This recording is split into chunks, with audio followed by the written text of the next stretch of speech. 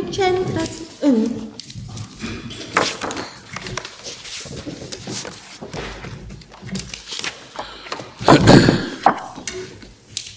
Lord, in the limited time available, what I'm proposing to do is to start by highlighting a few points in our written submissions, then make some comments on my learned friend's written submissions, and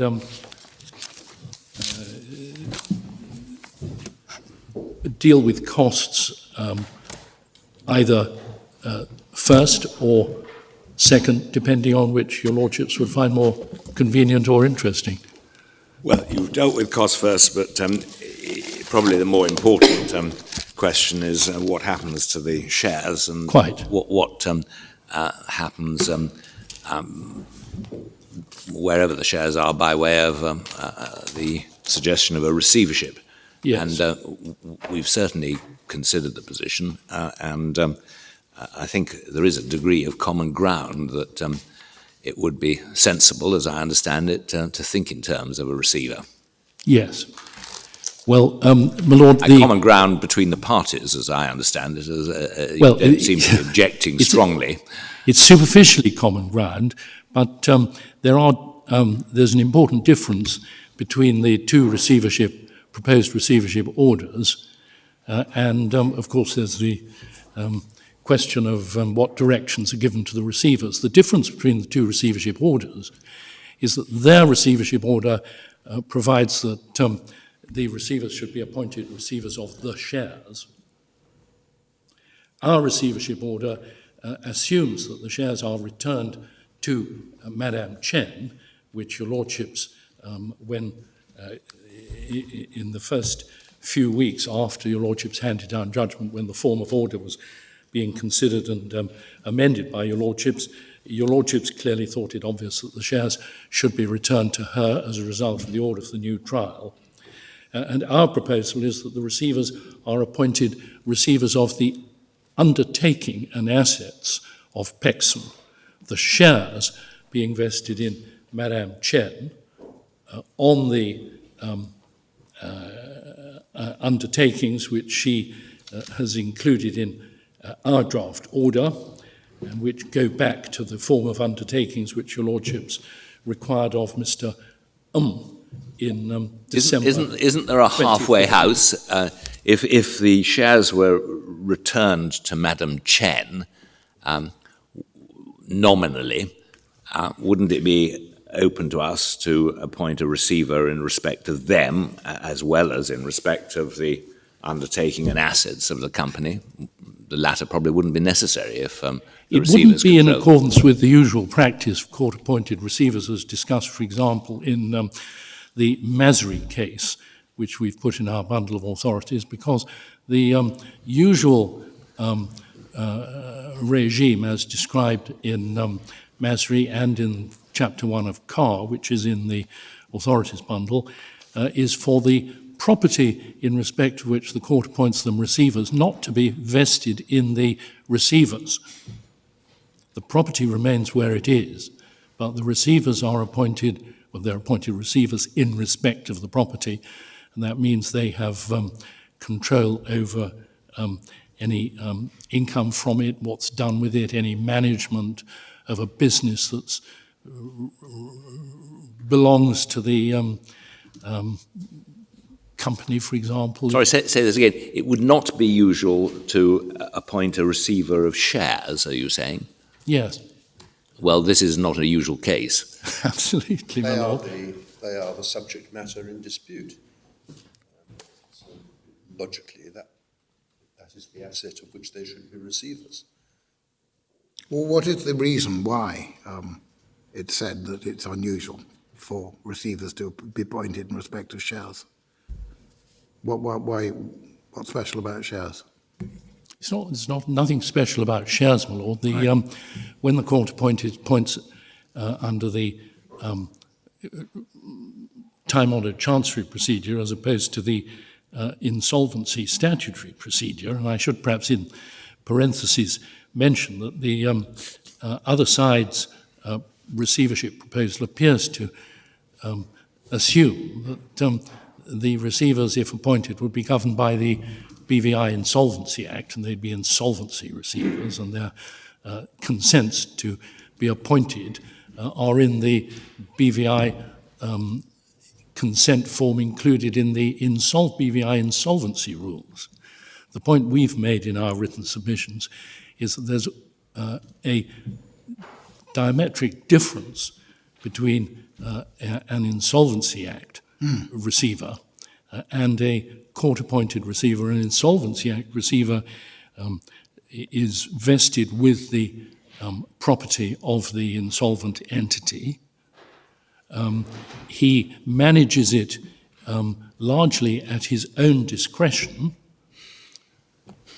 The court is reluctant to interfere with an insolvency receiver, though any person aggrieved in the statutory expression, which causes difficulty sometimes, any person aggrieved by anything he does can apply to the court to reverse his decision, but that's an uphill application. Right, well, what's the position with other receivers? A court-appointed receiver, on the other hand, is expected to operate in accordance with the directions of the court throughout. The order generally includes specific directions based on the nature of the property and the purpose. So that's what you're asking for, a court-appointed receiver? Absolutely. Well, now, just show us the form of order, which you mentioned a moment ago, which you're proposing. Yes, the form of order and please take it that not all of us have seen the material. Lord, not all of us have seen the material that arrived this morning or last night or whenever. I don't know whether your lordship has the...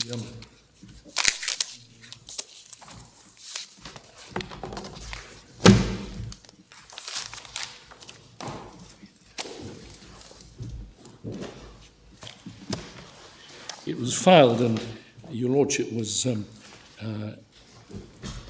lordships were intended to have it loose, I think, but Which it bundle? may be in a... it's in a supplemental bundle which the other side have helpfully produced this morning, called Bundle 92. Bundle 92.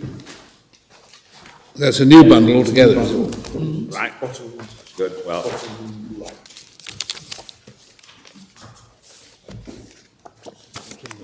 It's the proposed order at 25349. Excellent.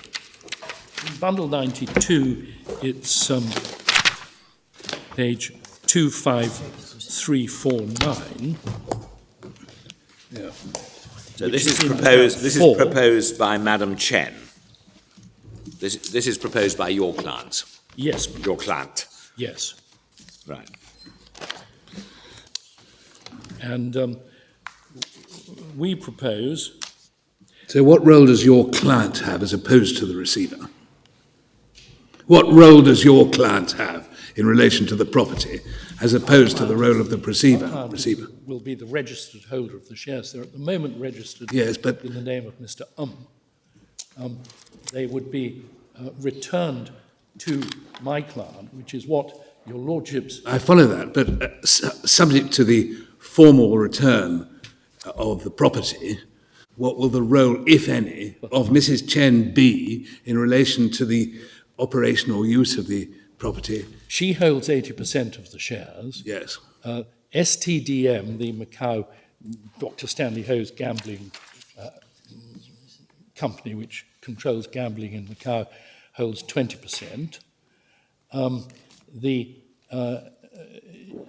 She will be a director of the company, but the director's powers are completely supplanted by the court's appointment of a receiver of So she has no powers, qua the director. assets of undertaking of the company. So she has no powers, qua director, No, while the receiver is in post, is that right? exactly. Well, I think technically there are some residual powers, but they can't be exercised over the assets or undertaking of the company. Well, that's only if the receiver is appointed a receiver of the business. Yes. But the sole object... Assets and business. Yes, but the sole object of making this order is to secure the subject matter of the dispute, as the shares, so that Madam Chen does not, if they are returned to her, dispose of them in some way that's inconsistent with an order that the court might subsequently make. Now, If she were to do so, my lord, she would be in contempt. well, I quite see that, but that is, as I understand it, Mr. Ng's concern, and it's what gave rise to the suggestion that large sums should be put up by way of security. This is an alternative to that, limited to taking custody of the shares so that nothing untoward can be done with them. It's a completely different question whether the receivers go in and manage the whole enterprise, which on the face of it is not necessary to give effect to what we're trying to do. What is the objection? I can't, of course, ask your lordship for clarification of your lordship's observation, but it sounded to me as though your lordship was suggesting the receivers... Mr. MacDonald, you're setting up an extraordinarily complicated scheme which you suggest will prevent any wrongful disposition of the shares. Why not address the problem directly, as my lord is suggesting? If the receivers have the shares, or at least are receivers of the shares, then there'll be no question of the need for undertakings and security and so on. They will control the shares and through it the business. Well, Pexon, of course, has no business. Yes. The only assets of Pexon are the shares of the Macau subsidiary Empresa, which is the owner of the hotel. Yes. Empresa conducted the business of managing the hotel.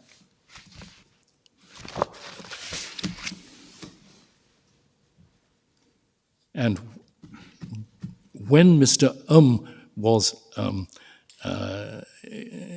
handed the shares by the board in November 2015, he used the Pexon shares to appoint himself to be the general manager of Empresa and took over the management of the hotel, which we say he ran into the ground to the extent that it was closed 6 months later by the Macau Tourist Board, and then having said in his evidence to the board on our application for conservatory relief, which came to an end when your lordships decided to expedite the appeal instead, as soon as your lordships had done that, he surrendered the license to the Tourist Board. So at the moment, Empresa has no license. So there's a building lying empty. Is that the The building is lying empty. Yes. So you've got two things. There's two things to be addressed. One is the control of the shares, which are the subject matter of the litigation. The other is the control of the asset, which seems to be the only thing that gives value to those shares. Why shouldn't there be a receivership order which covers both?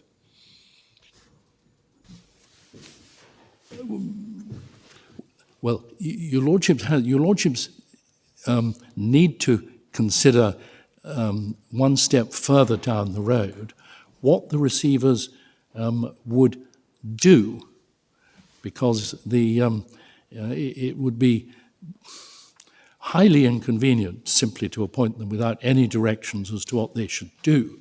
Well, the court is going to, on your scenario, have oversight of them, but I imagine you're referring to the Macau proceedings, are you? The Macau proceedings are really at the moment, all there is for Empresa to do, because it has to recover the ownership of the hotel from Victory's success. And at the moment, those proceedings are proceeding along the lines of Mr. Nung's case, are they? That's not because he's the general manager of Empresa.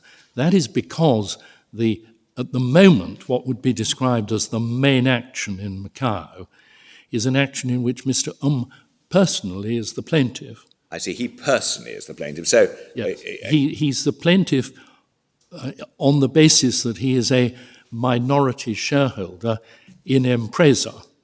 his minority shareholdership is, this isn't a complaint, but it needs to be noted, his minority shareholdership is only nominal. The hearing bundle in May included the board resolution at the very beginning when the hotel was acquired, under which most of the shares were vested in, of Empresa were vested in Pexon, and a very small percentage, much less than 1%, was vested in Mr. As nominee for Pexon. As your lordship knows, that's not an uncommon arrangement when a company needs two shareholders, but it's a subsidiary of Yes. So, Rabat. So Mr. Nung can actually continue that Macau proceeding at the moment by himself, whatever order we make here. Yes. The question you're raising is therefore, what attitude would a receiver take to any proceedings to be brought by Pexon or Empresa? Yeah. Empresa can't take any further or different proceedings because it is a defendant to Mr. action against Victory Success. Yes, I see. Because Mr. is in control of Empresa, and is the plaintiff, Empresa the second defendant, Empresa's pleadings simply admit everything Mr. says as plaintiff. But that case is, the pleadings, I think, are, in our language, closed. That's not a Macau concept. But it will, in the ordinary event, come to trial in about a year, between 1 and 2 years' time. But a receiver might change Empresa's attitude if we appointed a receiver. The advice of our Macau advocate, who is actually here, in case your lordship had any questions, yes. We have in court Madame Chen, Mr. Xu, and our Macau advocate. It seems to be common ground between him and Mr. Advocate Ascension, that the position of it's too late to change the position of Empresa or the stance of Empresa in the Macau proceedings. It's also common ground between them that the way to raise the duress alternative, because Mr. is seeking to set aside the transfer to Victory Success on the basis that it was it was a collusive transfer organised between Madame Chen and Victory Success. Right. Your lordship has seen lots about that in the submissions. Whereas your case is a duress transfer. Our yes? case is... Yes, and so what's common ground about that? There's no common ground at all. I thought you said it's also common ground that something else. How could the duress... I'm sorry.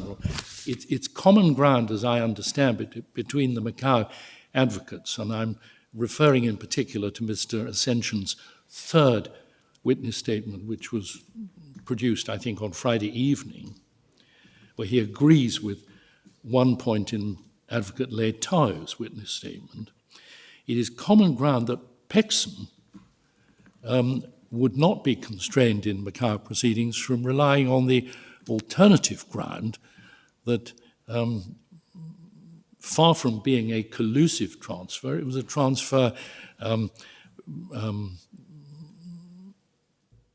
executed by a gangster who had kidnapped Mr. Xu and extracted from him at gunpoint a signature to a power of attorney, which the gangster then used to transfer the property. That's in a dramatically expressed. Yeah, we know what the facts are roughly. Yes, or what the allegation is. So common ground that Pexon could do that. Empresa would be a necessary second defendant to Victory Success in Pexon's proceedings, but Empresa could simply take a passive role. And Well, so, now a receiver would have to take a view about what stance to adopt and whether to pursue that duress claim, wouldn't the receiver? what we had in mind was that if Madame Chen is the shareholder of Pexon and is permitted by the receiver to commence the Pexon action, duress-based action against Victory Success, which I've been referring to, the receiver could allow her to finance that and control it and see where she got to with it, and he could intervene if he didn't like what she was doing. But there would then be asymmetry in that Mr. Would be running at his expense his action against Victory Success, yes. And Madame Chen, in the name of Pexon, would be running her action against Victory Success, and the receiver would be ultimately in control and could intervene if either side seemed to be. But that doesn't depend upon Madame Chen being shareholder, does it? I mean, it depends on the receiver. But if the receiver agreeing, the receiver would have to finance and manage that action. Yes. Well, no, you're saying that the receiver could consent on terms that Madame Chen finance it, and one can see the sense of that. At least there would be symmetry, and one hopes or supposes that one court might then work out what was the correct position, hearing both proceedings together. I think it's both of us are envisaging that your lordships might be prepared to make a receivership order on this occasion. When Lord Neuberger originally made the suggestion in November 2015, he took it for granted that it would be a matter for the BVI court. And indeed, if your lordship appointed the receiver, your lordship would be doing so under the relevant order in the BVI rules. It would be a BVI receivership. Yeah. And the subsequent applications about it would be made to the judge in the BVI. But at this stage, when your lordships know so much about the case, and there is no judge in the BVI who has ever so far had anything to do with it, and when one considers the volume of material which a judge in the BVI starting from scratch would have to digest in order to deal with this properly, and when one considers that the difficulties in the BVI at the moment, there are, I think, 2 temporary judges there at the moment. I think they're being changed after Christmas, but neither of them has had. They're both. So what are you asking have us an to do? enormous workload. I'm sorry. What are you asking us to do? To appoint the receivers as part of your lordship's order, Yes. and to give such directions to enable them to get on with the matters which I've mentioned, as your lordships are prepared to make after hearing both sides. Your proposal is that there should be a receivership over the undertaking of Pexon, but not over the shares in Pexon. Yes, that in our submission, that is more in accordance with the approach of the court to a court-appointed receivership. That's the way it's done. If one goes through a solution that's tailor-made. Sorry, Yeah, exactly. We've got to produce a solution that's tailor-made for this particular problem. Exactly. And a solution that does not include in the receivership the subject matter of the dispute does not seem to be a very sensible way of approaching the peculiarities of this case. What is the Lord, I'm not going to disadvantage? persist in seeking to alter your lordship's view on that. It really doesn't, probably in the end, doesn't make much difference. Right, well, that's a happy But that's what I want to know. I mean, what is the disadvantage to Madame Chen if the receivers are appointed over the shares as well? You say that her litigation will be subject to the control of the receivers anyway.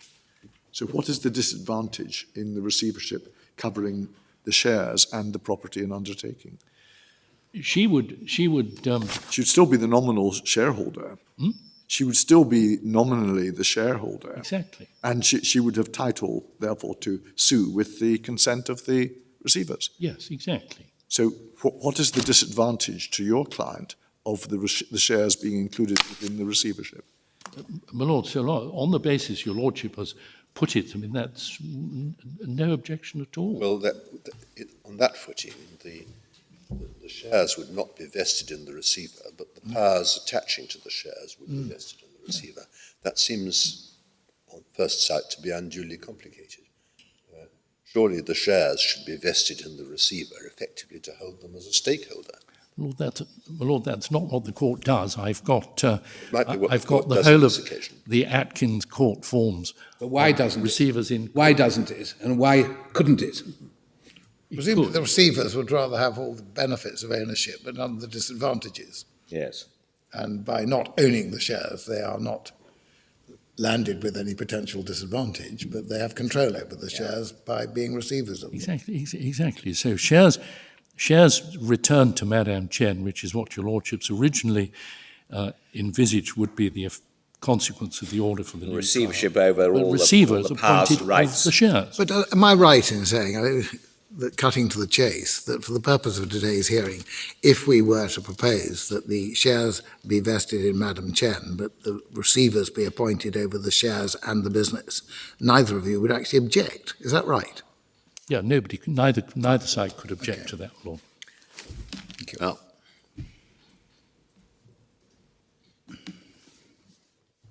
But we do regard it as important that, if possible, your lordship should feel able to appoint the receivers before your lordships part with the case, because otherwise this could get bogged we've got down that. in the We have that. BVI for 6 months. What Right. about the identity of the receivers? Well, As I understand it, in your submissions, written submissions, you didn't object. You accepted that the proposed receivers by Mr. Ng were at Ernst & Young were perfectly proper and acceptable. But well, as we've made it quite clear, we have no criticism at all. no, I understand that. of Yes. two persons from Ernst. We've now got two Price Waterhouse instead Well, of. the difference is that they've clearly proposed their receivership on the basis it's an insolvency receivership. That's the nature of the forms they've filled in.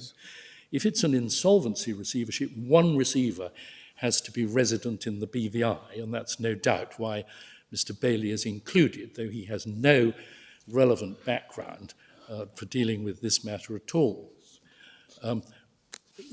PricewaterhouseCoopers, number one, are the only Big Five firm which have their own branch in Macau. They have a Macau part. It's clearly not an insolvency Sorry, my receiver. lord? It's clearly not an insolvency No, of course not. receivership. So none of those problems actually arise. No, but they think they do. Well, except that it doesn't matter what they think, it's not an insolvency receivership. I know. The Price Waterhouse receivers, if your lordships look at their profile, they have they themselves proposed who the suitable.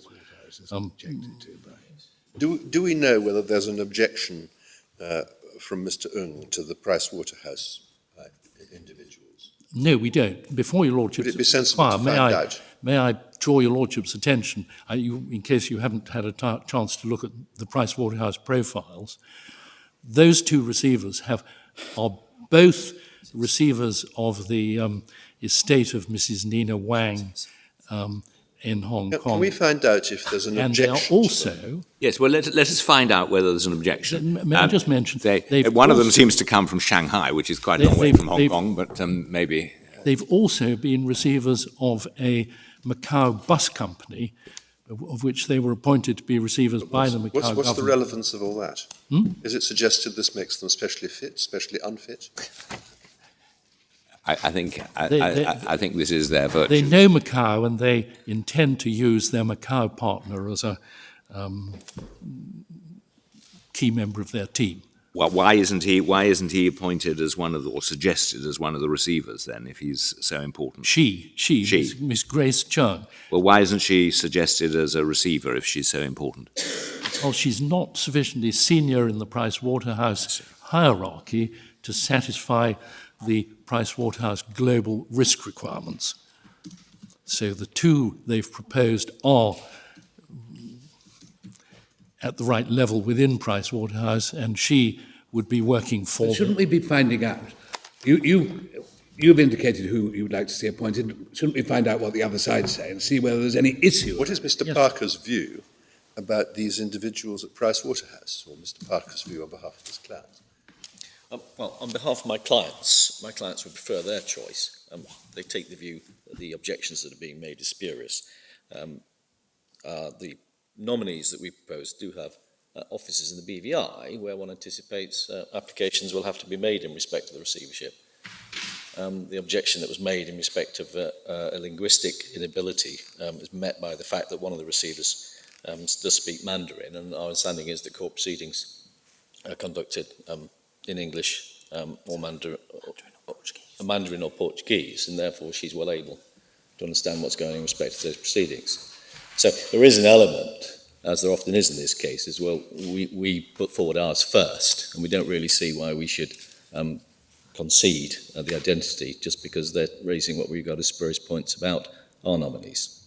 It might be said to be petty, but they are, on behalf of our clients, they It sounds strongly pretty petty to object. me, since nobody seems to have a Do you have any substantial objection to the other side's position. It's probably a fair observation. Is there anything wrong with them, these two individuals? No, I mean, You say no more there's there's nothing anything wrong wrong with ours. we You say. say there's nothing wrong with yours, and if you're accused of being petty, they're being petty too, and you came up with yours first. Yes. Okay. Can we just remind me where yours are, your two Ernst and Young partners? Yes, sorry, it's bundle 91, and the 91? I should mention that the Pricewaterhouse have an office in the BVI as well. and the consents are in tab 2, 24721 and 24722.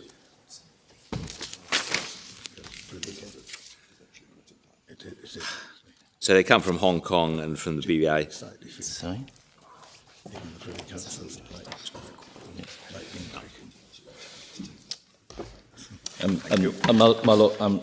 My junior does make the point, I think it's a valid point, that in the context of a BVI court, one would expect the BVI court to have in personam jurisdiction over an officer of the court. Yes, well, that's right, yeah. We are acting as a BVI court. Is there any indication that there's any prior connection between these firms and either side, or do we know that at all? I mean, Ernst & Young, Pricewaterhouse, is there any... Pricewaterhouse have run their conflicts, check as these firms do these days. No, nothing has been thrown up. I assume that Ernst & Young will have done as well. We don't allege any connection between Ernst & Young. Pricewaterhouse, I didn't know anything about this dispute as of now. All right. Well, now, we've spent quite a lot of time on receivership, which is no doubt important. Is that all you want to say on that subject? Yes, ma'am. Yes. Unless there are a few other points on the form of order, Yes. Ron.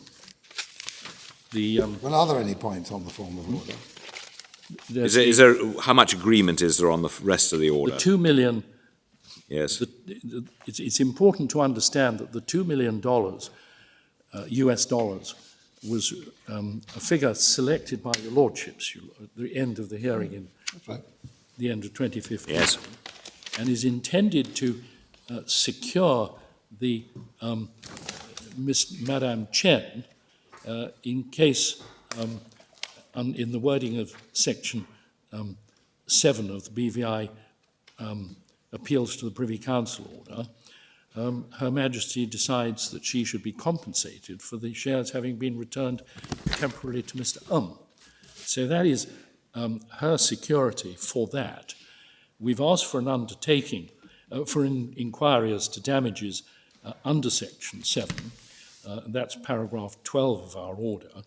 But we have provided in paragraph 8 for that fund of $2 million, which is there, to be used as an initial fund to pay for the receivership, which was originally suggested by Mr. Ehrman to us sounds sensible, provided Madame Chen doesn't give up her right in due course to be compensated if it turns out at the new trial that she was entitled to these shares all along. I should also mention that she's offering the undertakings in the schedule, which of course aren't necessary if there's a receivership of the shares. Right. She's offering those undertakings on the basis that that would be the response to a hypothetical application for interlocutory protection by Mr. Ehrman's claimant at the beginning of the new action. And of course, if she gave those undertakings, she wouldn't be required to fortify them. He would be required to give the usual cross-undertaking and damages. A point we've made in our submission, so I draw that to your Lordship's attention. Costs, my Lord, because I'm... Well, you haven't included a cross-undertaking, have you? Yeah. From Mr. No. Yeah, not from. No. No, I haven't No. asked for a cross-undertaking. No, you haven't, right? But that point is our response to the suggestion on the other side that her undertaking should be, in their words, fortified by a deposit of $40 million. Which is, All right. I'm afraid we can't think of any other word than absurd for that. Can I just ask you about the sums which you're claiming should be repaid to you on account of costs, which I think are $1 million plus a little bit more. Those are on the face of it, you may be entitled to that, but is there a case for saying that that too should go into the common fund for the moment? No, certainly not, my Lord, if I can put it bluntly like that. Why not? The $1 million was, they applied to the Court of Appeal. When the Court of Appeal dealt with the costs of the appeal, which naturally they awarded to Mr. because he'd succeeded. This was in January 2016, just after your Lordships last parted with the case. They applied to the Court of Appeal for an interim order payment on account. The Court of Appeal were not prepared to release Madame Chen's payment on account to him, but they ordered her to make a payment on account to remain in court pending the outcome of the appeal to your Lordships. So that is her security, if you like, for the costs of the appeal. If she remained liable to pay to him his costs of the appeal. Now we are asking now, following your Lordship's judgment, we are asking for the costs of the appeal, as well as the appeal to the Court of Appeal, as well as the hearings in the Privy Council, for the reasons explained in our cost submissions, which I'll move on to. Yes. But what happens to that million depends on what your Lordships do about the costs of the appeal. If your Lordships decide the costs of the Court of Appeal should be left as to abide the event of the new trial, then that million would have to remain in court. But if your Lordships give us the costs of the appeal to the Court of Appeal, then that $1 million should be released to us.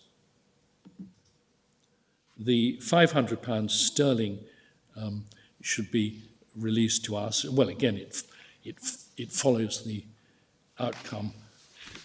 It follows whatever order your Lordship makes about the costs in the Court of Appeal, as distinct from the costs here. Yeah.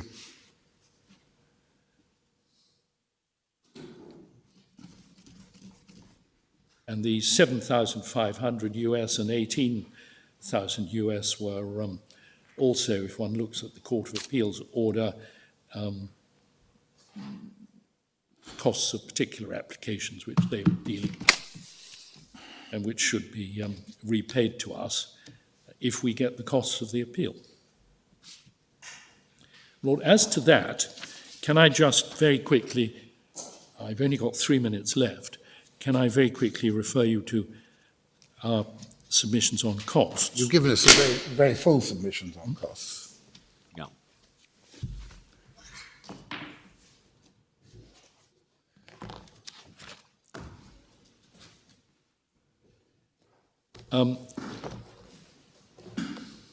Because the two House of Lords cases on the costs of new trials, which we were able to find, that's to say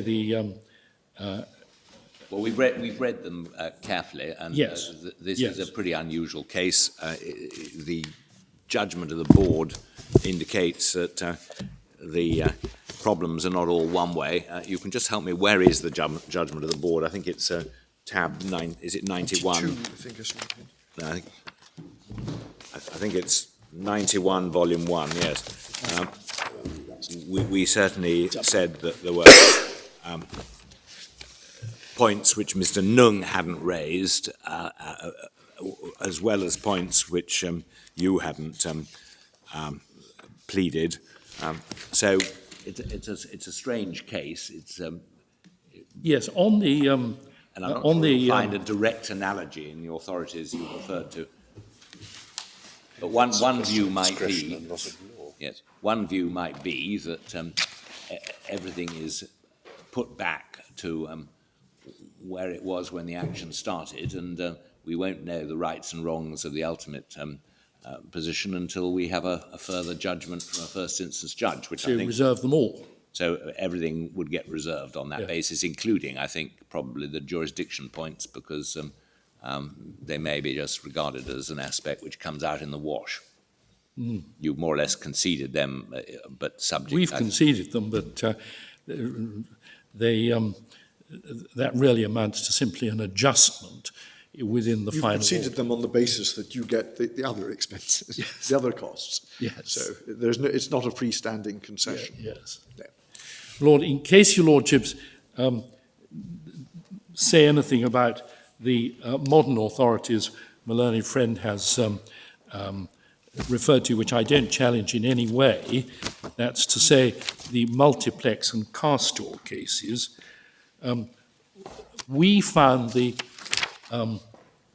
Castor case difficult to understand because we didn't, without the judgment at first instance, which explains how the issues went, because that, your lordships remember, was effectively an issue-based order. And so we have brought, and I can hand in, the first instance judgment in Castor, which was a case about the issue in Castor was whether a ship was a. Where does this fit in, multiplex? I don't see it in Castor is Mr. my learned friends, one of my learned friends, two principal authorities on the modern proportional or issue-based approach, and we don't challenge either of those authorities, but we simply, to assist your lordships, if your lordships needed to look at them, we found Castor impossible to follow without understanding what the issue was as to whether the ship was a total loss or a constructive These total cases are fundamentally unhelpful because they're simply illustrative of the way in which a very broad discretion has been exercised in other cases. Yeah. The court doesn't make decisions by looking for the most on costs, by looking for the most analogous other case somewhere in the books. The cases Looks at the particular circumstances before it and works out a just solution. orders for new trial. We looked at those authorities because orders for new trial, outside the spheres in which there can be jury verdicts are quite uncommon these days, and in the days when they were much more common, in those two cases that we've cited, the House of Lords actually considered in detail what should be done about the costs incurred in the proceedings, which were going to be, as it were, taken back to square one by the order of for new trial. And the House of Lords treated it as obvious that the costs at first instance must all be reserved to the But I court. suppose every case depends upon its own facts. Yeah, of course. Can we deal with those cases better once we hear whether Mr. Parker relies on the case which you say needs further explanation? At the moment, I don't see where he does rely on it, but I may be missing. I'm obviously missing something. We say that the costs at first instance should be left to be considered after the outcome of the new trial. And you we say say, you should get costs. we say that the words "abide the event of the new trial" should be avoided for the reasons explained by Lord Blackburn. Right, because it's uncertain what the court... No, it has a technical meaning in the 19th century. He said it's better to just order them to be reserved. Right, yes. And he explains that in detail. Yes. And we say that the costs in the Court of Appeal should also be ours for the reasons explained in our submissions. If I could just flag the paragraphs. Well, Costs at first instance, it's paragraph 37 of our submissions under the heading 3, costs at first instance. And we say there why we should, the costs at first instance should be reserved. We say the costs of the appeal to your lordships should be ours. Should be ours. Except for the jurisdiction costs. Except for the nylon point. And that leads to my Lord's point. That, And we say the costs in the took a Court of different view Appeal then. should be ours, which seemed obvious to the House of Lords in the closely analogous case of O'Reilly and McCall. And we draw attention, the law report sets out the exchange between their lordships at the end of the judgment, and the point raised by Lord Gorrell. The House had initially taken it for granted that the party who was successful in the House and reversed the Court of Appeal, who had substituted their own conclusion on fact for that of the Court of First Instance. The House of Lords said that they weren't entitled to do that and it must go back for a retrial. That's exactly what your lordships have done. And the House of Lords thought it obvious in that situation that the successful party in the House should also get the costs in the Court of Appeal.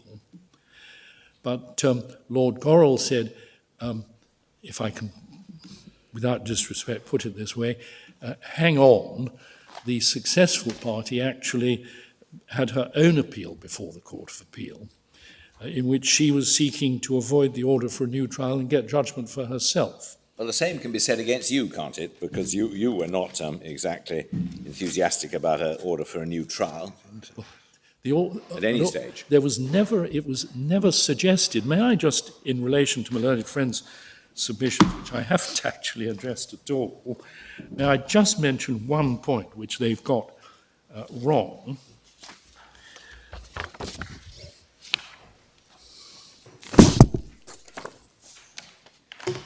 My learned friend's submission's page 16. At the top, little f, the top line. The JCPC's ruling that there be a retrial was Madam Chen didn't seek and was expressly rejected by her before the board. That's complete distortion of what happened. Would your lordships look at day 2,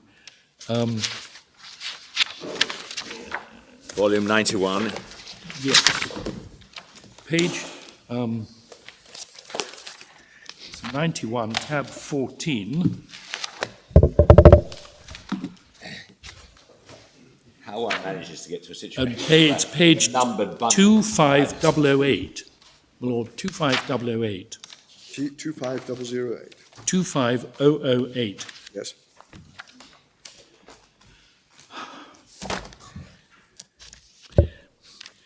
And looking at page 41, the page in the top left of that page, I said there's the lordship, near the bottom of 41, there's the application to put in the further evidence consisting in the Macau 2015 judgment. The lordship said, Lord Newberger said, well, so be it, you better deal with it. Lord Sunfron said, is this put in for the purpose of enabling us to decide the facts, or is it to put in for the purpose of showing that it might have to go back for a further trial? That's the only point at which the possibility of a new trial was mentioned by your lordships. And I said, certainly not the latter. In other words, I don't want the consequence of my seeking to introduce this new evidence to be that there has to be a new trial. And then your lordship said, I see. And then I explained that the fact that the Macau court, since the proceedings at first instance, had rejected the Katai strip story after hearing oral evidence, tends to show Mr. Justice Bannister got it right. And if his finding, even though it's right, was so tainted that unfairness it should be set aside, so be it, I said. And then, top of page 42, I said, challenging a finding of fact on basis being arrived at unfairly is, as we can see from the authorities, extremely unusual question.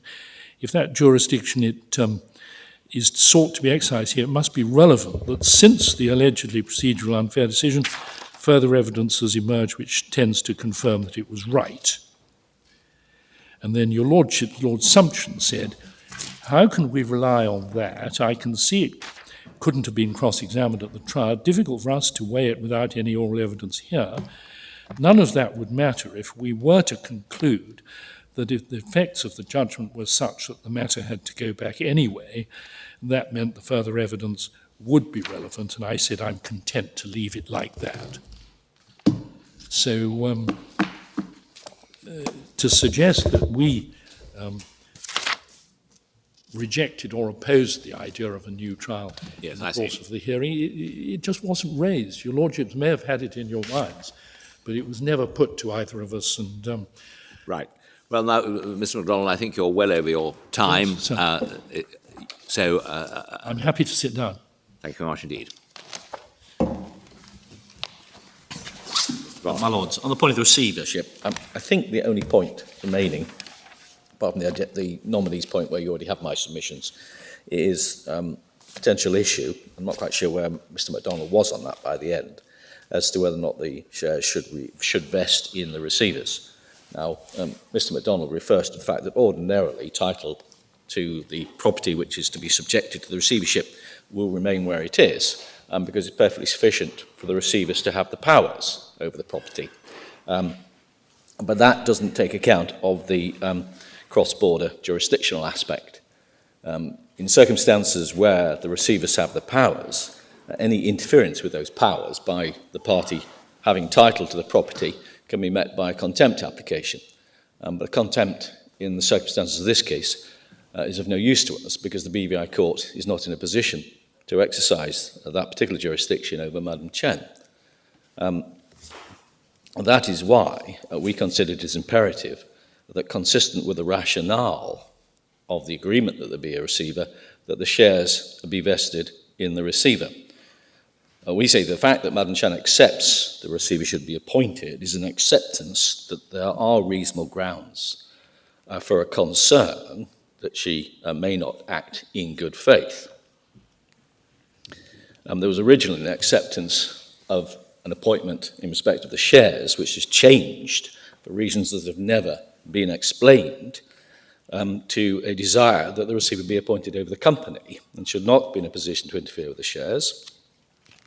And Mr. Asensao, Macau lawyer, in his third affidavit, has identified a particular problem that could arise if the shares were to remain with Madam Chen, because the Macau courts would act on the basis of resolutions passed based on her being being the title holder to the shares in the register of Pexon. It is, I think it's fair to say, not uncommon problem, the question of the recognition of foreign appointed receivers over assets who appear in a foreign court professing to have control pursuant to a foreign court order. But even without that, Mr. Senso, when you have this, to say it's third affidavit, it's in bundle 92, tab 2, at the end of that affidavit, identification that she would be able to appoint directors, ultimately to Impressa, or certainly to Pexon, who could interfere. Which paragraph is this? It's at the end of paragraph 9, my lord. Yes, right. He says then in the last 3 sentences, if Chen were to be named as shareholder in the register, and if a receiver be appointed by the court, Chen could nevertheless purport to pass a resolution as Pexon and resolve, say, to appoint a new director of Impressa. The notary in Macau would notarise this, and it would be accepted by the commercial registry. The new director could, for example, cause Impressa to compromise any proceedings brought in Macau. Right. And none of that is addressed by the fact that she's given undertakings. The undertakings don't actually mention the Macau action. There is a catch-all at the end of the undertakings that she not act to diminish the value of the shares, but the undertaking isn't backed by any security, and given that she's not susceptible to the jurisdiction of the BVI court for contempt proceedings, a point I've already made, those undertakings are, with respect, utterly worthless. So our submission is we have identified a genuine concern which leads us to ask that the shares be vested in the receiver. And we would submit that we've heard nothing in response to that concern as to why the shares shouldn't be vested in the receiver. And as far as you know, the receivers on either side are happy with that situation, even though it may involve some responsibility. Well, certainly ours are. Yes. Yeah. I think then I can pass on to the... I don't suppose Pricewaterhouse would have any objection either. Yes. Passing on to the question of costs, if I may. Yes. We say, clearly, we shouldn't have to pay the costs of either of the appellate hearings. The fact of the matter is that a judgment had been obtained against Mr. Ong at first instance, and we have successfully overturned that judgment. We did so in the Court of Appeal. Before your lordships, my learned friend was seeking judgment in his favour, which he didn't obtain, and therefore our opposition to his appeal was clearly warranted.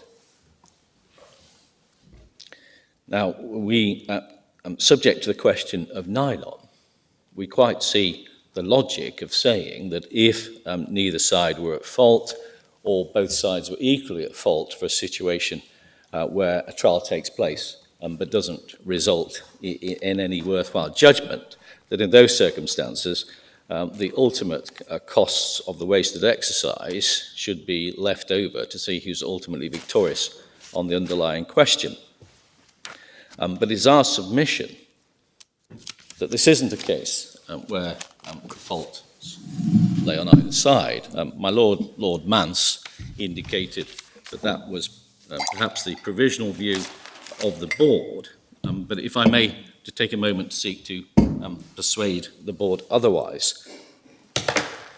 In the context of, first of all, the nylon point, we submit that my learned friend was obviously sensible to concede they had to pay the costs of the nylon point. The board expressed itself in How do we terms. How do we separate the costs if we were to take that line? How do they separate? There was an additional hearing before the Court of Appeal. In the Court of Appeal, it's very easy to separate those costs because it's a point that was raised after judgment had been handed down on the factual dispute. There was then a further hearing purely on the jurisdictional point. Very easy to separate those costs. Obviously, before the board, it's more difficult. We provisionally have suggested it's 50%. Well, I think that sounds, from memory, quite ambitious. Well, presumably, Well, if we go along with that, we either form our own views to the percentage or direct the cost judge to apportion as he or she thinks fit. My lord, yes. How much time did it take physically before us?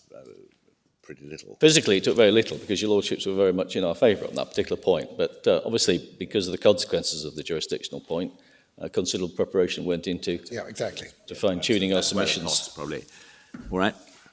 We put those details in our submission by reference to the number of pages occupied. It was 6% of the hearing. Yes, but that doesn't reflect the amount of work that had to be done. I mean, that's where the costs largely lie. And your lordship should appreciate that, aside from being successful on the point of legal principle, in paragraph 26, your lordship's highlighted just how unmeritorious that particular argument was. Well, they're not be.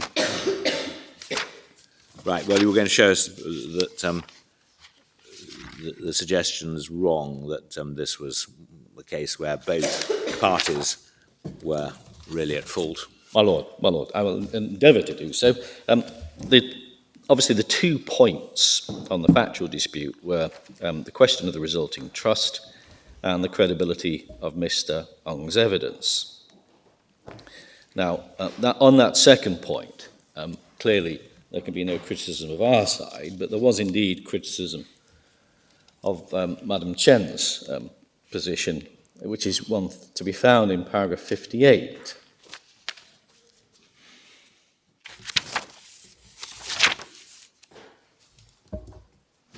Yes, well, I think we've got the point. That, My lord, yes. And then in terms of the other point, the point on the resulting trust, the possibility of the observation being read as a criticism of our side is, in my submission, found in paragraph 37. yes. One sees at the top of page 12 of the judgment the fact that we didn't plead that the documents were a sham. But we would say in response to that, that as recorded in paragraph 38, the position of Madam Chen was that no new consideration changed or needed to change hands. Now, in those circumstances, we would say it would be unfair to criticise us for not having expressly pleaded something that we understandably did not consider to be in dispute. And to say that it is obviously observed that we haven't pleaded it as a sham, but we say that can't be read as a criticism in circumstances where there was no suggestion from Madam Chen that the consideration was intended to be paid. Well, your case was, it was uncertain, wasn't it, whether your case was that the documents were not intended to have any effect at all, or whether it was intended to operate by, as they were intended to operate as a temporary gift with the right to call back the property, and so on. There was an element of uncertainty about quite what Mr. Ng's explanation was of the number of documents numerous documents which he signed. Well, he gave an explanation for the numerous documents that he signed that was never challenged, which is consistent with the underlying plan that that they should represent her to be the beneficial owner, and that was not challenged. And his position was that, in fact, it was merely the legal title that had been transferred, and we obviously talked about how that was not in dispute. But focusing on this particular question of consideration. It must have been challenged in a sense, because it was completely inconsistent with Madam Chen's explanation as to what the position was. Oh, but in terms of what the effect of the document was, this is the point. Everybody was agreed. The effect of the document was solely to transfer the legal title. So there's no dispute over the effect of the document in respect of what it did. That was our fundamental point for resisting the appeal. Everybody was agreed on the effect of the document. There was then a focus by my learned friend on this question of consideration, because for the first time at the appellate stage, he was raising the discussions about it having contractual effect as nominal consideration and the like, none of which they had pleaded, because they had simply made the point that because it wasn't a new transaction on their story, there was no new consideration changed or needed to change hands. Therefore, I didn't appear, but we would not have considered it in the least bit necessary to make that point by saying that therefore, insofar as the documents referred to consideration, that they were a sham, because it was being accepted it was a sham. And your Lordship's conclusions in this particular respect, one found in paragraph 45, because the Court of Appeal had said that the plea of it being a voluntary transaction was perhaps ambiguous, but had then gone on to highlight the pleadings on consideration. so that the understanding of the word, it being a voluntary transfer, was quite clear. It was voluntary in the sense that it wasn't backed by consideration. And that, say, paragraph 45 of the board's judgment, the board said, and this is about halfway through, the board does not consider the Court of Appeal were necessarily right to derive from pleaded statements made by Madam Chen in the context of a case to the effect that she was the long-standing beneficiary of the shares, a conclusion, etc. Now, the language is not necessarily right, but to be fair to the Court of Appeal, they'd also had regard that Madam Chen's expressed a pleading on the point of consideration, and the board then goes on, even if right to the conclusion of the facts that was no consideration was ever really intended, it was never suggested that consideration was ever really intended, agreed or payable, consistent with the pleadings. It does not follow that the transfer did not operate by way of gift, which is a point that your lordships explained in paragraph 36. But we would say, accepting obviously what the board says, that the party on whom the obligation was, the plead that it operated by way of a gift, was Madam Chen. So we say that both the failings that have led the board to order a retrial should be laid at the door of Madam Chen, and as a consequence, the costs of the wasted exercise, whereby we are no further advanced in the determination of the issue than we were at the inception of the proceedings, should fall upon Madam Chen.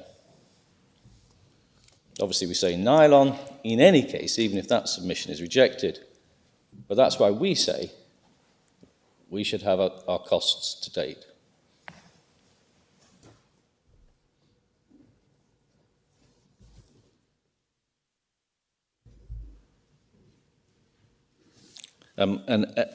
Obviously, the other costs that are outstanding were the costs of Madam Chen's application for a stay of execution and our application to discharge.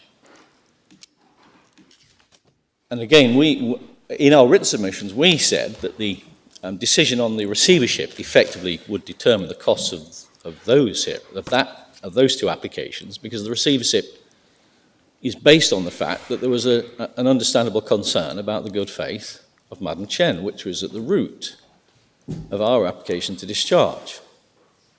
Now, obviously, when in context of interim relief, there are 2 points. One is whether or not it was right to oppose the application, and two is whether or not, at the end of the day, the interim relief would have been granted if the ultimate decision goes against the party receiving the interim relief. Can we just identify the application being, I'm just looking at your written submissions, is it, are you talking about which paragraph are you in on page 2?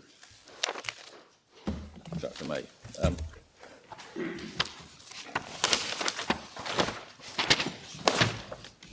Yes, it's on top of page 2, it's item 4, the reserve cost of Madam Chen's application for a stay and our application to discharge. You recall that the board... Asking for a stay of the transfer to your clients after the Court of Appeal decision.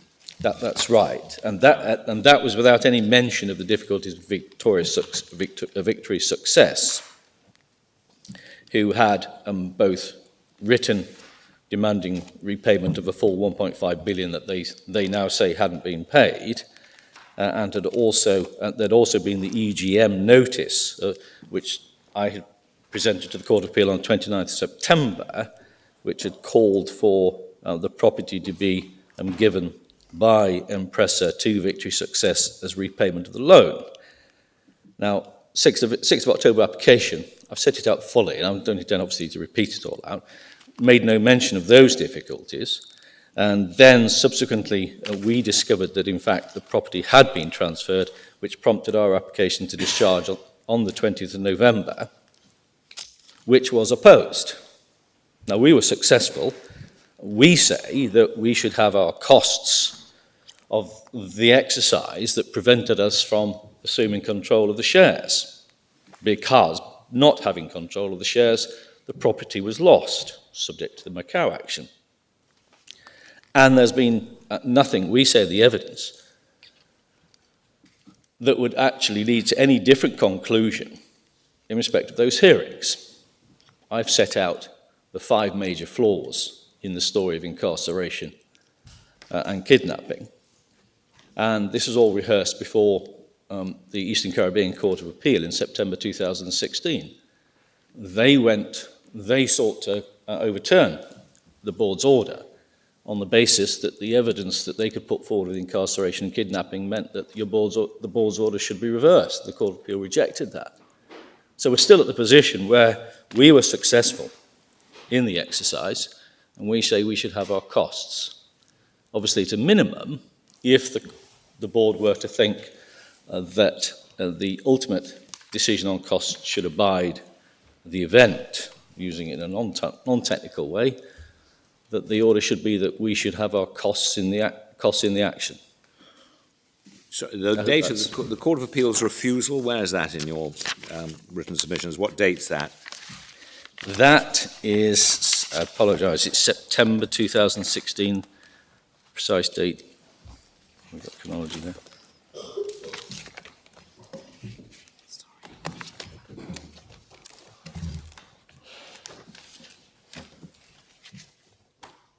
We said it could go back to the Court of Appeal, and the Court of Appeal eventually came to a decision and said, we can't help you. You didn't say it should go back. Your Lordship said that's without prejudice to anything the Court of Appeal might decide. Right. They took that as sufficient encouragement to make an application to the Court of Appeal, relying on the new evidence of her incarceration and Mr. Zhu's kidnapping. I say we don't accept that, but that was their evidence. And they said, in light of that evidence, the board couldn't possibly have made the decision that it did had they known what is now known. And the Court of Appeal disagreed. The Court of Appeal, I've set out some of the difficulties of the evidence, the Court of Appeal took the conclusion that everything she said would need to be tested in a court, and that it didn't justify changing the board's order. And we were given our costs of that. And that's why we say the renewed application in October 2016, we should also have our costs of, because this is them constantly revisiting something that the board has decided in our favour. Which is the renewed application in October 2016. That's the number 5, yes. Yes, which we didn't. That never went anywhere, because they then accepted with a degree of imminence for the appeal that they should concentrate on the appeal. And the Court of Appeal's judgment is the 23rd of September 2016, which is in bundle 86 at tab 16. Sorry, say it again, Court of Appeal judgment. 23rd of September, it's bundle 86 at tab 16.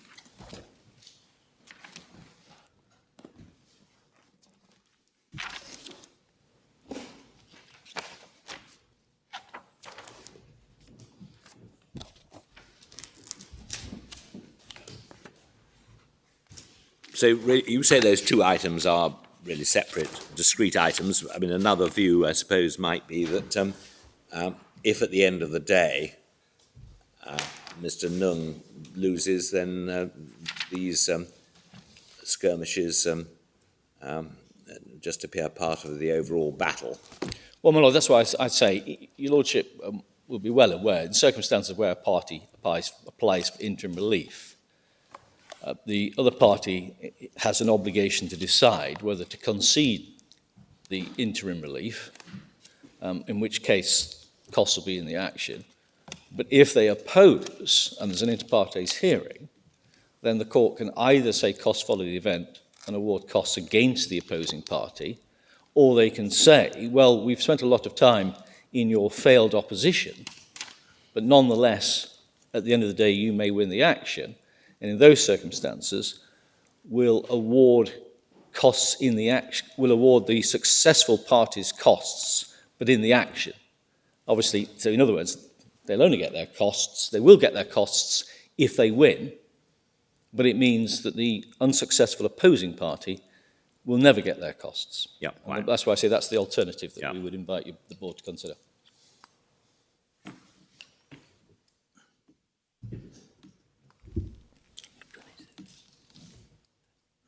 Or one could, I suppose, say successful parties' costs reserved to the My lord, yes. Judge That's the same effect, yes, certainly.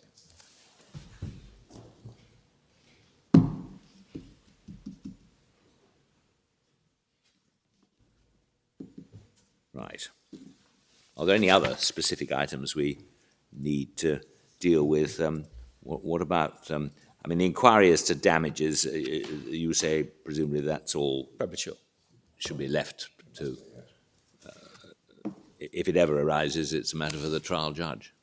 My lord, yes. As also indicates, it may ultimately be held that she wasn't the beneficial owner, in which case Quite. the cost So of it may not inquiry arise. is wasted. What about the repayment of costs here? I think it's common ground that if Mr. MacDonald, this only arises if Mr. MacDonald gets a general order for costs in his client's favour. My lord, yes. Perhaps because of the nylon position, we've considered what our costs on the nylon position. And obviously, it is subject to the reservations about our 50% figure. But the costs before the Court of Appeal on nylon, which are readily identified, are 315,000 US. Our 50% before the board gave us a figure of 892, so over 892,000 US. And we were also What, for awarded nylon? of the nylon point, my lord. 892,000. My lord, yes, being 50% of all the costs which your lordships have Well, this expressed is your concern. 50% estimate again, yeah.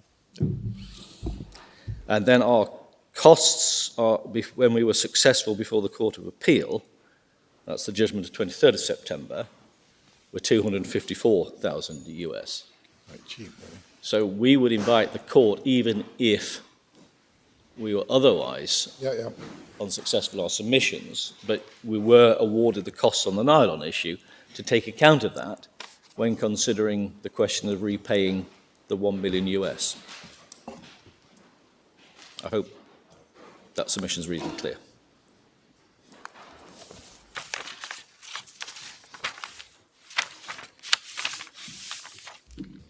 And subject to your lordships, I think that's... Well, could I raise, it may be ignorance on my part about Chancery receivers, but you have, I think, put forward a draft order, notice of application for appointment of receiver, is that right? We have, my lord. It's been overtaken by various drafts in light of various concerns, and particularly Mr. Senso's third. Where can I find your current proposed order? You, have we not got it? In the bundles? It's not in the bundle, I'm afraid, because I think the original draft didn't provide for the vesting of shares. Well, that was the first question I was going Yes. to ask. Your content, as I understand it, some of your submissions have dealt with the points in turn, that we should treat the Madame Chen's proposed order as at least a template for the purpose of determining which is. Well, and certainly there's a number of paragraphs 92. that Well, are... I can see that you don't accept all of it. Well, I'd certainly like to see the latest draft, because it struck me that it was the draft I had was inconsistent with what you were proposing in relation at least to vesting. And secondly, what practical arrangements are being made? So the second question is, Madam Chen proposes that the receivers be given specified powers to act in relation to the books and records of Paxson and also the conduct of litigation. Do you take issue with any of those powers? I.e., giving them control of the property undertaking rather than merely the shares, which would enable them to put their nominees in control of the company? I have difficulty quite what the need is for specifying particular powers. If the receiver obviously has the shares vested in him, he can appoint directors who will have the usual powers of a director. which is what it assists in the sense of when one in any court in Macau looks at the authority of the person appearing before it to act, say, on behalf of Pexon, it is easier if that person simply says, well, it's pursuant to the fact I've been appointed a director of Pexon or Impresa in the ordinary way, trace back, if necessary, to the fact of the identity of the receiver on the share register, as opposed to saying my powers are referable to an order of a foreign court. Yeah. That's why we approach it on the basis of if they get the shares, the court doesn't really need to specify any further powers. Yes, so would you be envisaging then that the receivers appointing themselves directors? The receivers, we would invite the receivers to do that, really to hold the ring, but not necessarily on a permanent basis, because all those questions are questions for the receiver. Yes, but I just want to see how this is going to work. Sorry. No, yes. Please. I just want to see how this is going to work. So you are envisaging that if it's sufficient just to give them, invest in them the shares, then they can decide what then to do. Yes. But would they want to steer from this court at least as to what the court thought they should be doing? Because at least with Madam Chen's text, you can understand the focus is on the conduct of the litigation. Because unless the litigation gets the hotel back into Impresa's ownership, then, as far as I know, there's nothing really in Impresa and nothing really in Pexon. Indeed. And as my learned friend has identified, there's the two possible arguments. There's the collusion argument, which is presently being run in an action to which Impresa is a party. And it's an action which the suggestion had been made that Pexon should be joined. But we have held off, as that was a suggestion made recently, we've held off doing that because we took the view we wouldn't want to give any impression that we were seeking to prejudice what the receiver might do, because there's talk about it being Pexon bringing a separate action if that's what the receiver thinks would be appropriate. Obviously, our concern is that any proceedings that are left ultimately to day-to-day control of Madam Chen aren't going to be successful, because obviously it is our position that she doesn't want them to be successful. But we say, well, that's obviously we've got to leave that to the receiver. Well, my question really is this. I mean, one option, as you say, is simply to vest the shares in the receivers and let them get on with it. One could, in fact, do that and also empower the receivers to exercise what Madam Chen suggests they should have to do in paragraph 6. But, of course, they can choose to appoint directors to do those very things that they want. Yes, no difficulty with it.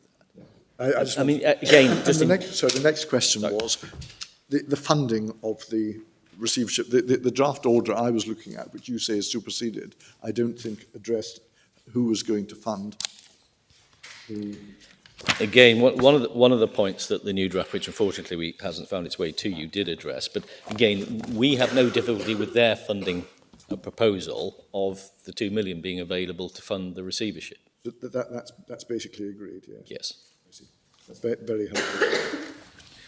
Just on the question of the powers of receivers, is there any reason on a sort of belt and braces principle not to include specific powers in case there's some sort of question about how far the powers are meant to go in terms of the litigation and other actions? I can't see any difficulty with that. We would simply ask that it be without prejudice to the generality of the powers as owner of the shares. Thank you. Thank you very much. Thank you. Mr. MacDonald. Lord, so far as my learned friend has relied on the judgment of the Court of Appeal in St. Lucia in last September, would your Lordships just look at what was said by the Court of Appeal at the very end of that judgment? Where is it? It's in bundle 86, tab 16.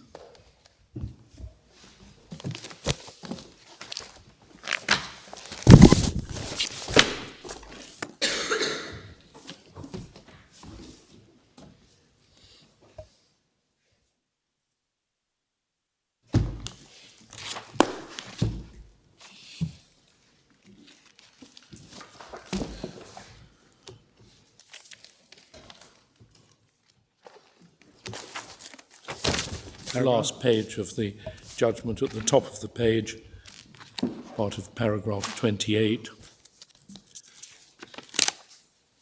Oh, yes. The way it was viewed by the Court of Appeal after hearing a long day's argument between Mr. Parker and myself was, with the issue of continued management so complicated and yet so finely balanced, we do not think Madam Chen has discharged the burden that's undoubtedly hers to satisfy this court that there should be another change in the management. So the Court of Appeal regarded the whole thing as finely balanced, and if your lordship looks at Madame Chen's 10th affidavit in bundle 87 tab 1,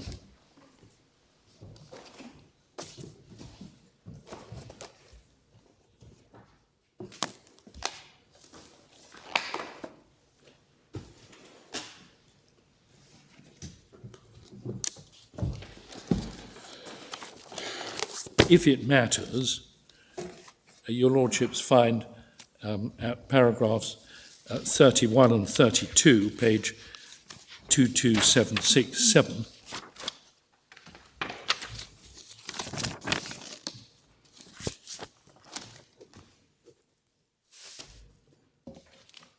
a detailed response to the various so-called anomalies which Mr. Ohm had been saying had not been dealt with by Madame Chen for, by that stage, over a year. And Madame Chen simply says that these points simply ignore the evidence that was on file dealing with them, and that's all summarized in 1, 2, 3, 4, and 5 under para 32. And that is perhaps why it appeared to the Court of Appeal in St. Lucia that these questions were finely balanced, and as they said elsewhere in that judgment, couldn't be resolved without oral argument. A lot of costs were incurred in these applications for a stay and applications for what, adopting the wording in the board's rules, we called conservatory relief. They might have ultimately had to be resolved by your lordships, but the application which was pending in December last year, that's last December, led your lordships to decide that instead of hearing that, you would expedite the hearing of the appeal itself, which in December 2016 you fixed for the middle of February. It couldn't then be accommodated, and so it went back to May.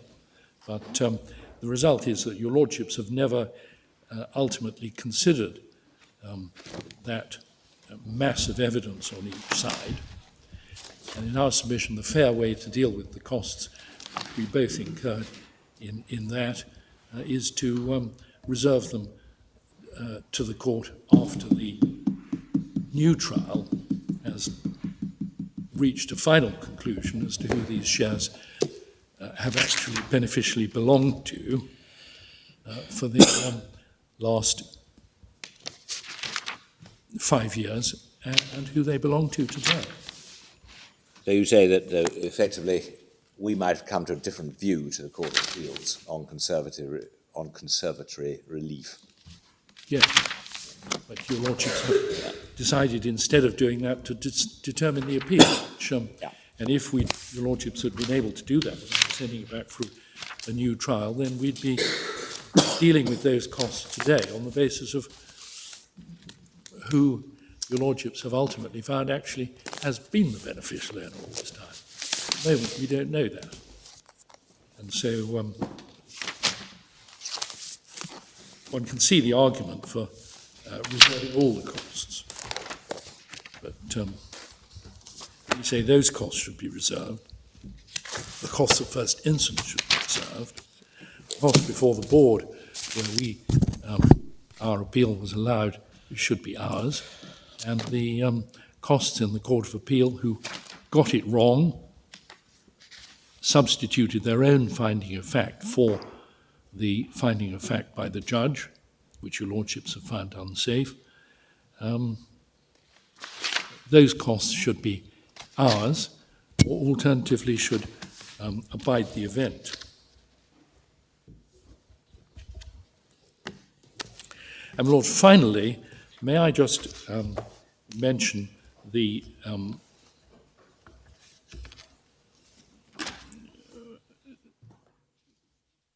our response to my learned friend's submissions to the effect that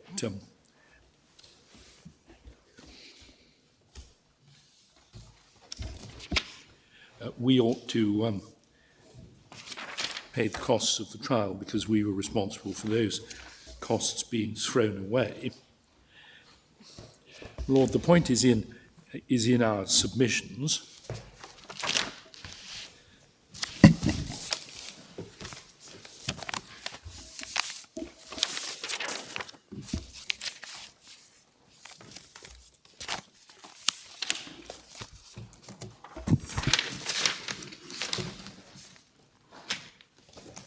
Bundle 91, tab 18.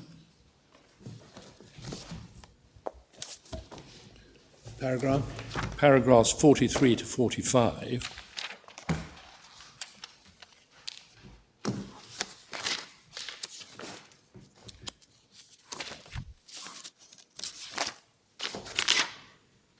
Where we say that although the parties at the new trial will probably treat the two reasons given by Mr. Justice Bannister for rejecting the Kutai strip story as important issues. That will be because he formulated and highlighted those reasons, and they've become prominent because they've attracted so much attention at the arguments in the appellate courts. But they were not relied on by Madame Chen at the original trial, and that is why they weren't the subject of cross-examination.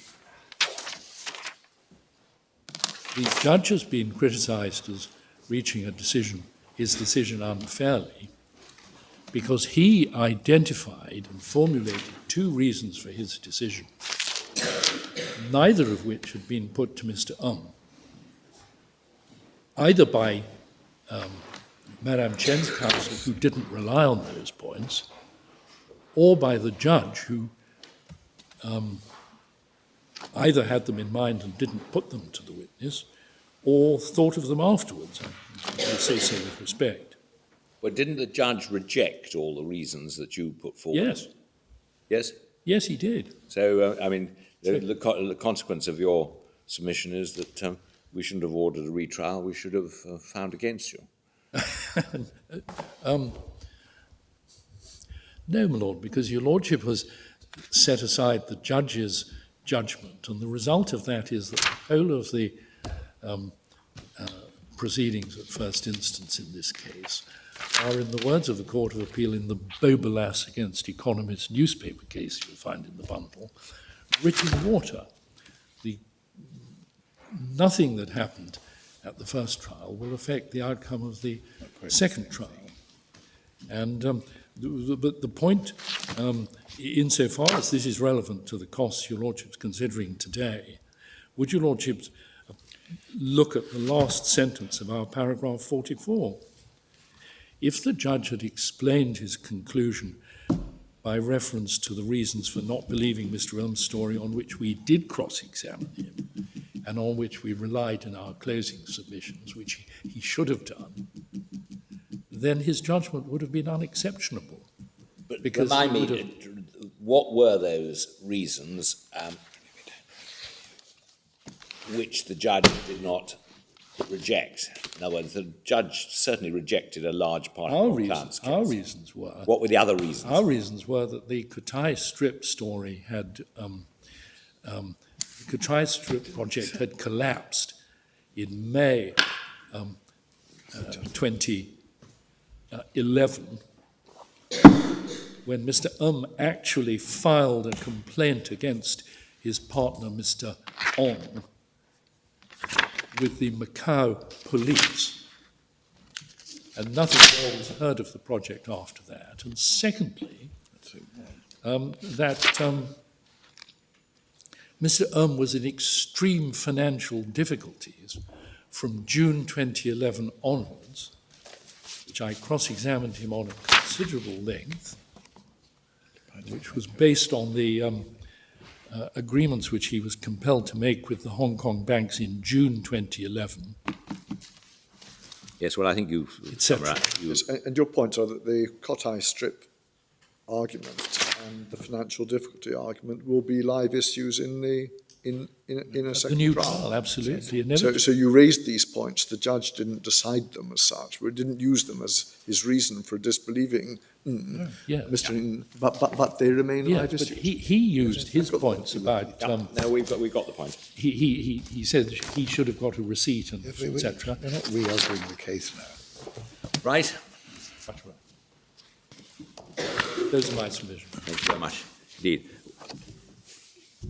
The board will take time to consider what advice it will humbly tender to Her Majesty. It will probably give, since this is effectively a supplementary hearing on the form of order and costs, it'll probably give a very, very briefly reasoned decision rather than a judgment, but it'll give that in writing.